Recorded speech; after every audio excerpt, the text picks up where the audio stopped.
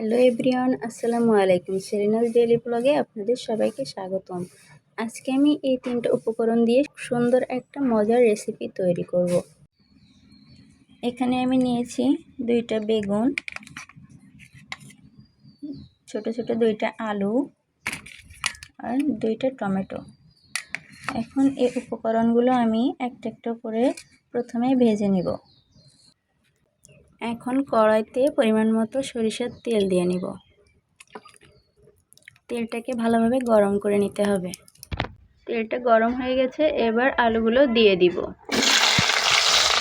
এবার একটু লবণ ছিটিয়ে দিব। নাড়াচাড়া করে লাল লাল করে ভেজে নেব। এখন আমি সরিষার তেল ইউজ করেছি, যেন খানাটা একটু বেশি হচ্ছে।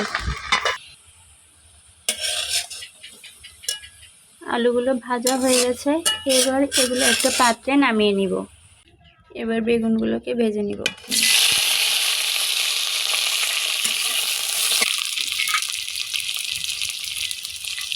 এখানে আমি একটু হলুদের গুঁড়া ইউজ করব। আলুতে হলুদ দেয়নি, কারণ হলুদ ব্যবহার করলে কড়াইতে লেগে যেত। এবার এখানে লবণ ছিটিয়ে দিব।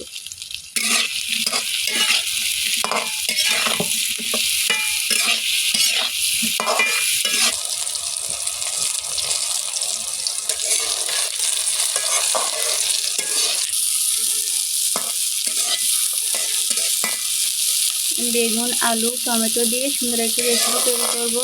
এজন্য প্রথমে কড়াইতে তেল দিয়ে দিয়েছি এবং কাঁচামরিচ ও পেঁয়াজ কুচি দিয়ে ভালোভাবে লাল লাল করে ভেজে নেব।